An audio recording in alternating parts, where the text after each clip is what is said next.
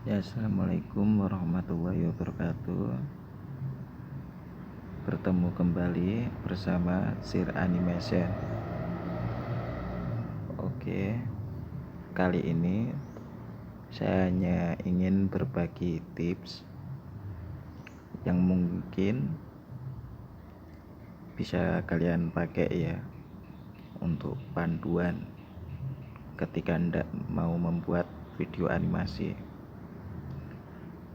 Dan hal-hal ini itu biasanya itu sering saya lakukan ketika mau membuat animasi.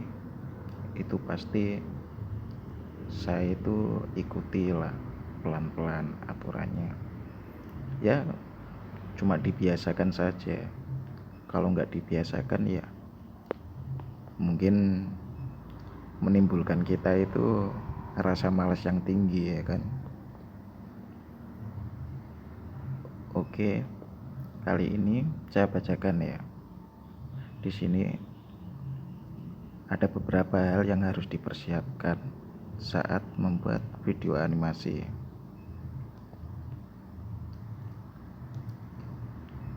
Yaitu yang pertama, mempersiapkan alat bantu atau software atau aplikasi pendukung pembuatan animasi.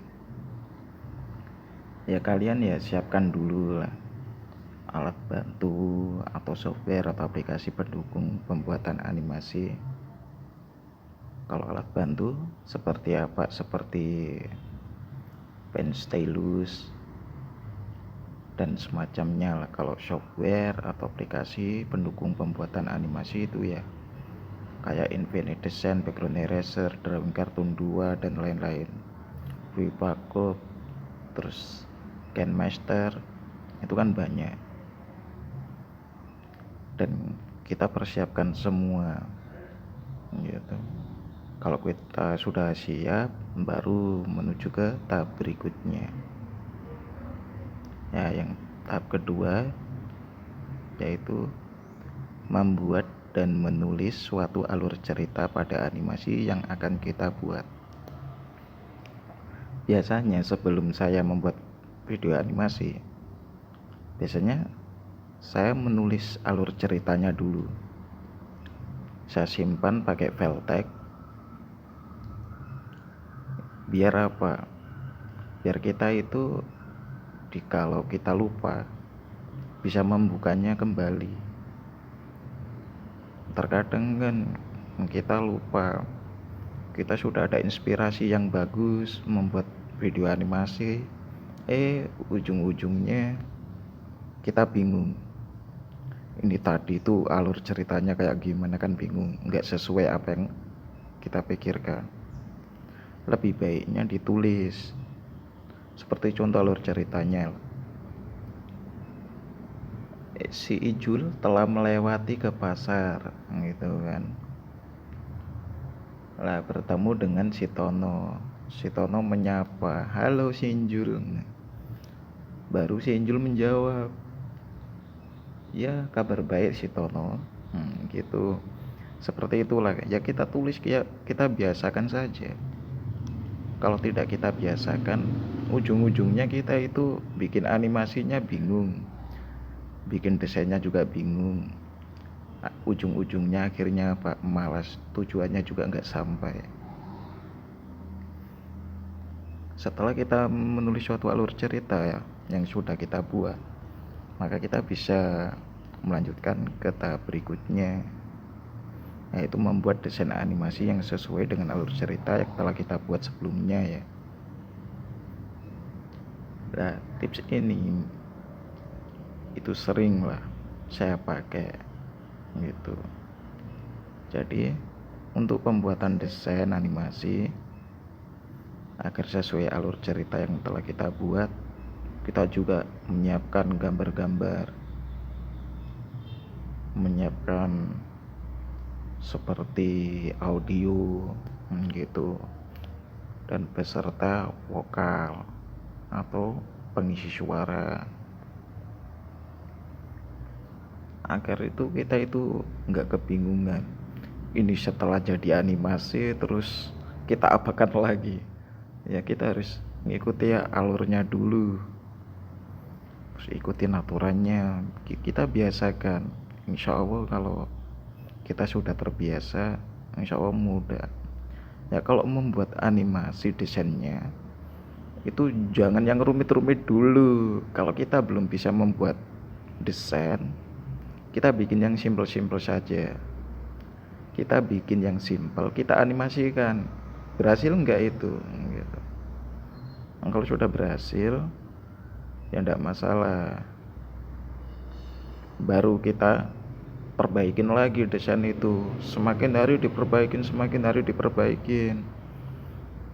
Jangan rasa malasnya yang dibesar-besarin, ujung-ujungnya tujuan kita nggak sampai lagi, ya kan? Jadi kita biasakan, kalau belum bisa mendesain kita jiplak gambar orang gitu, mudah, nggak perlu bingung-bingung. Kita jiplak, download gambar di Google banyak kan, nah, kita jiplak terus kita mencoba menggambar, meniru begitu. Lama kelamaan ketika kita sudah menguasai teknik menggambar, mendesain, baru hasil kita itu lama kelamaan itu akan bagus, akan baik gitu.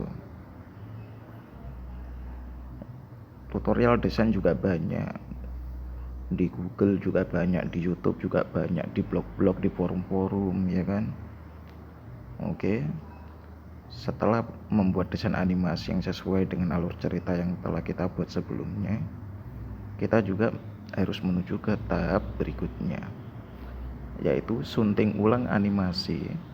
Apakah hasil video animasi yang sudah kita buat benar-benar siap untuk dipublikasikan. Jadi setelah video yang kita buat itu sudah jadi, ya kita sunting ulang. Tujuannya apa? Ada enggak di sela-sela frame di dalam video itu yang ganjal atau yang enggak cocok lah, atau yang enggak pantas lah untuk dipublikasikan gitu kan. Atau perlu kita potong videonya, kita hapus sebagian gitu.